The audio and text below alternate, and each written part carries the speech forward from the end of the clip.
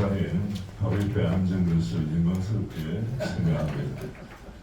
왜냐하면 유학생들을 위한 코스타 수련회 출신이고 또 은혜의 폭탄을 맞았는데 우리 한국 교회의 영적 소중한 자산을 보관하고 우리 대한민국의 소중한 자산이라고 여러분 믿으시죠? 네.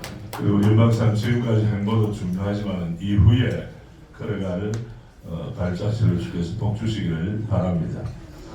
사실 저는 오늘 말씀드리면서 목회자로서 많은 부끄러움을 느낍니다.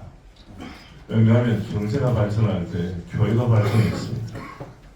경제의 발전은 도장이 주었지만 아파트 평수는 늘어났는데 영혼의 상태는 어떤가? 내면의 가치는 어떻게 형성되었는가? 사실 목회자로서 도전을 받고 정말 정신 바짝 차려야 되겠구나 하는 마음이 듭니다. 저는 소위 하드웨어가 갖추어지는 것, 뭐 건물이라든지 외형적으로 보이는 것이죠. 그 다음 이제 소프트웨어. 저는 이것을 정보와 지식이라고 생각합니다. 정보와 지식이 사람을 바꿀 수 있는가? 저는 아니라고 생각합니다. 우리나라처럼 정보가 많고 어린아이들이 엄마 휴대전화를 가지고 접대자마자 그걸 조작하는 걸 못해보여. 그 수많은 정보가 그들로 하여금 행복하게 만드는가? 의로운 사람으로 만드는가? 여기에 대해서 가슴 아프지만은 예스라고 대답하지 못하는 것을 안타깝게 생각합니다. 그러면 목회자는 어떻게 하는 사람인가? 소위 소울웨어, 그의 영혼의 가치를 새롭게 하는 사명이 목회자의 사명이라면 소위 가난 정복을 할 때 12정통을 뽑았잖아요. 엘리트 중에 엘리트를 뽑았습니다. 요새 스카이, 하버드, 예일, 프린스턴 출신입니다. 그런데 그 사람들은 하나님께서 거절하시고 믿음의 사람 여호사와 갈렙을 입성시키셨어요. 그것을 우리는 설교를 많이 했습니다. 그런데 실상 그리스도인들은 신뢰받고 있는가? 좀 더 압축하면 목회자들은 얼마나 신뢰받고 있는가? 우리는 무신 분립, 신뢰가 없으면 믿음이 없으면 서지 못한다. 가정도 교회도 국가도 서지 못한다. 그럼 유신 성립 아닙니까? 이런 차원에서 제가 성경적 가치를 말씀드리는데요. 저는 우리 사무총장님 내한테 부여된 시간이 얼마예요? 10분 정도. 예. 저는 여기 계시는 우리 이상림 목사님을 비롯한 특별히 정직운동 본부에 우리 정직운동을 창설하신 우리 박경민 목사님, 제가 정말 존경합니다.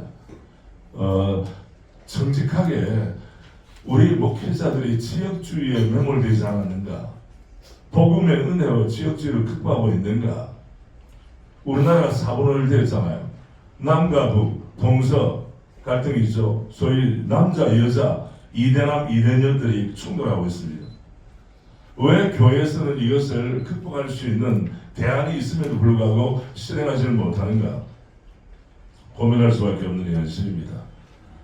저는 문제제기에서 끝나는 것이 아니라 저를 비롯해서 이 자리에 계시는 분들이 걸어다니는 정직이 되었으면 좋겠습니다. 목사 가운데 제가 사실 작년에 대한예수사회 총회에 선거를 치르면서 교회 안의 선거 풍토와 세상의 선거가 무슨 차이가 있는가? 그래서 저희 참모들이 저에게 이렇게 얘기했습니다. 목사님은 재전련하고 뭐 등등 옥하는 목사님의 찬양을 받고 다 좋은데 일단 이기고 봅시다. 일단 이겨봅시다. 빈총이라도 맞지 않는 게 중요합니다. 그건 나를 위해 하는 이야기예요. 고마운 이야기죠. 왜? 내가 뭐 사람들에게 특별하게 예우를 하는 것도 아닌데 나를 위해 캠프를 꾸리고 애를 써주는 게 너무 고마운 말이지만은 무조건 이기고 보자. 여기 함정이 뭡니까? 수단과 방법을 가지 않겠다는 거예요. 그래서 선을 그었습니다. 내가 나와서 우리 선거 문화를 새롭게 이루겠다. 풍토를 새롭게 하겠다. 내가 그렇게 하지 않으면 나의 존재가 저는 증명되지 않는 것이다. 그런데 하나님께서 저를 불쌍히 여기시고 우리 정말 목사님들, 장로님들 마음을 얻게 하셔서 이제 소위 총회 입성을 하게 되었는데 그런 면에서는 크로다니는 대한예수교회 총회와 또 저는 사랑교회 담임 목사로서 새로운 한 교회가 되기를 원합니다. 한마디로 말하면 신뢰의 표상으로 쓰임을 받기를 원하는 마음이 있습니다. 이 부분에 대해서는 소위 콜링의 문제인데요.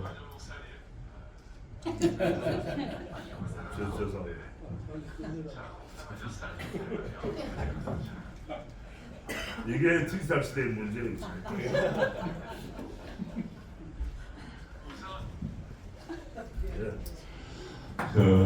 오늘 제가 올라오면서 사랑의 특세를 이제 참여를 했어요. 휴대전화를 통해 참여를 한 게 그게 지금 여운이 남아있네 보니까. 제가 저희 교회 갈등 있는 교회 와서 얼마 지나지 않아 장로님 5분이 찾아왔습니다. 그리고 목사님 객지에서 고생하지 말고 우리 교회에 오시면 우리는 총회장도 배출한 교회고 규모도 비교할 수 없는 정도로 큽니다. 목사님 우리에 오십시오. 순간 갈등이지 않겠습니까? 그래서 저는 흔들리지 않았습니다. 왜? 주님은 나를 새로운 교회로 콜링을 하셨어요. 사이즈 때문에 서울에서 부르면 가고 사이즈 큰 교회에서 부르면 가고 사례 더 준다고 하면 간다면 주의 부르심은 어디 있습니까? 가정이 무너지는 이유도 하나님께서 내 아내와 내 남편을 내게 가장 최고의 선물로 허락해 주셨구나. 하나님의 섭리적 관점에서 보지 않으면 인간을 만족시킬 수 있나요? 아닙니다. 저는 제일 싫어하는 말이 뭔가 하면 1시기, 2시기, 3시기 대한민국 여자분들이 만든 말입니다. 이거는 남자에 대한 모독과 조롱이라고 생각합니다. 우리나라에서 없어져야 될 말 중에 하나가 갑질과 3시기, 2시기, 1시기. 이거는 언어는 우리가 사람의 언어를 만들고 언어는 사람의 언어를 가두는 집처럼 하거든요. 이건 언어가 쓰다 보면 그렇게 되는 거예요. 그래서 이 자리에 계시는 우리 여성분들은 1시기, 2시기, 3시기 평생 사용하지 않기를 주님으로 축복합니다. 제가 하나만 이야기합시다. 제가 여러분 그 아티클을 다 드렸으니까 보시고요. 여기 보면 잠언 3장 30절에 보면 대저 패간 자는 여호와께서 미워하시나 패간 자는 뭡니까? 정직하지 못한 자는 주님 미워하시나 정직한 자에게는 그의 교통하심이 있으며 기도도 교통이고 말씀하는 교통, 교제, 교통 아닙니까? 커뮤니케이션이죠. 그런데 어떤 자에게 하나님이 말씀하시고 응답하시는가? 정직한 자에게. 할렐루야. 네. 정직한 자를 주님이 존중하신다는 거예요. 그러니까 신앙생활에 대해서 정직은 가장 소중한 밸류입니다. 핵심같이. 그러니까 정직을 상실하면 껍데기가 되고 바리새적이 된다는 것을 이야기하고 있는 것이죠. 그리고 그 다음 넘어간 로마서 이걸 해보면 정직의 관점에서 보면 우리나라 국가 청렴도 자 2020년에 33위였고 22년에 31위였습니다. 우리나라가 지금 경제적으로 10위권이라고 이야기합니다. 엇박자예요. 돈은 있으나 어떻게 됩니까? 청렴도는 아직 돈에 따라가지 못합니다. 한마디로 말하면 돈이 왕도로 다는 아직 나라라는 거예요. 슬픈 일이죠. 그리고 제가 소개하는 케이스 하나 말씀드립니다. 저희 교회에 집사님이 남자 집사님이 계시는데 이분이 9급으로 출발했습니다. 9급으로 고등학교 졸업하고 나서 그런데 교회 안에서는 유치부 선생님으로 10년을 봉사하셨어요. 그런데 이분이 바로 지난주 월요일 우리가 지난주 월요일에 조달청 품질원이라고 하는데 기관장으로 취임을 했습니다. 2급이에요, 2급. 그런데 이분이 어떤 원칙을 가지고 공직자의 생활을 하느냐면 3페이지입니다. 나는 공직자로서 맡은 바 직무와 국민을 섬기는 데를 최선을 다한다. 둘, 나는 어려운 동료를 돕고 직무를 통해 소외되는 데를 배려한다. 셋, 나는 부정부패와 치연, 학연 등 연고로 인한 부당한 행위를 하지 않는다. 넷, 나는 언제 어디서나 전도하고 성경 말씀을 나누는 제자의 삶을 산다. 다섯, 나는 정직, 경건한 삶으로 복음에 합당한 공직문화 조성에 앞장선다. 어떤 목회자보다도 명확한 가치를 수행하고 있어요. 제가 이걸 읽으면서 아니 신학대학원 졸업하는 친구들이 이 정도의 가치를 소유하고 학교를 졸업하고 있는가? 그 다음 쭉 넘어갑시다. 잠언에서 찾아보는 정직의 범위와 교훈. 잠언은 여러분 실사구시의 말씀 아닙니까?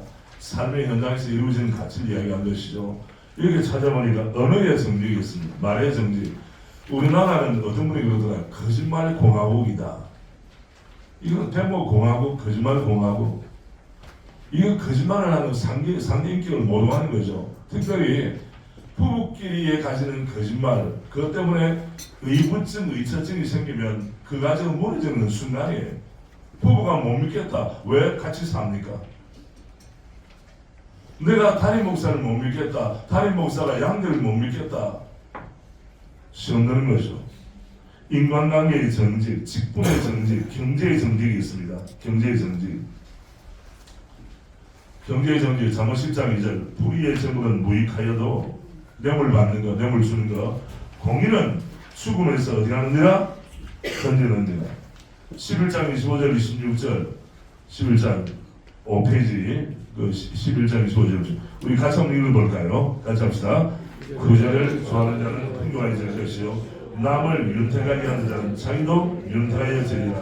곡식을 내놓지 아니하는 자는 백성에게 저주를 받을 것이나 하는 자는 그의 머리에 복이 많으리라. 할렐루야. 이거보다 더 명쾌한 경제학 이론이 어디 있습니까? 경제학자님. 예. 남을 윤택하게 하는 자는 주님이 책임지십니다. 자기도 윤택해지리라. 저는 우리 교회에 오는 편지와 저를 만나지 않은 모든 분들은 거의 100%가 도움을 요청하는 분들이에요. 그래서 나는 내 인생은 뭔가 남 도와주다 끝장날 것인가? 그래서 마음을 꽂혀먹었어요. 그래, 이것이 나의 직분이구나. 시간을 달라면 시간 주고 돈 달라면 돈 주자. 그런데 주께서 줄 수 있도록 창구를 채워주시는 거예요. 주님이 이 약속의 말씀대로 남을 윤택하게 하는 자기도 윤택하여 드리라. 저는 이 말씀을 액면으로 믿습니다. 동시에 마태복음 6장 33절 말씀대로 너희는 먼저 그의 나라와 그의 통치와 그의 의 하나님의 정의를 구하라. 그러면 이 모든 것을 너에게 어디 가시리라? 하시리라. 그런데 목회자들은 이 말씀을 안 믿는 사람이 있더라고. 성경에는 결국에는 않지만 이게 설마 나한테 해당 사항이 있으랴? 아니 목사가 주의 말씀을 믿잖아요. 누가 믿어야 됩니까 여러분? 그래서 이 말씀을 액면대로 받는 저는 저 자신이 되기를 계속 원합니다. 그리고 정리하겠습니다. 기도의 정직도 있고요. 어떤 학자는 모든 도덕적인 일에는 용기와 결단이 필요하다고 주장하였다. 다른 말로 표현하면 가치 있는 일은 자동적으로 성취되지 않는다는 의미다. 우리 대한민국이 정직이 축복이 되는 나라로 우뚝 서려면 우리 그리스도인부터 적은 일부터 바로 지금부터 삶의 현장인 가정과 일터와 교회를 실천의 장으로 만들어야 하리라. 제가 저희 교회 부임하게 될 때 받은 말씀이 확실한 말씀이 잠언 29장 25절 26절 여기 나와 있지 않습니다. 사람을 두려워하면 왜 거짓말하게 됩니까? 왜 자기를 꾸밉니까? 사람에 대한 두려움이에요. 사람을 두려워하면 올무에 걸리게 되지만 여호와를 의지하는 자는 안전하리라. 주권자에게 은혜를 구한 자가 많으나 일의 작정은 여호와께로 말미암느니라. 저는 이 말씀을 붙잡고 끝까지 달려가기를 원합니다. 끝입니다. 감사합니다.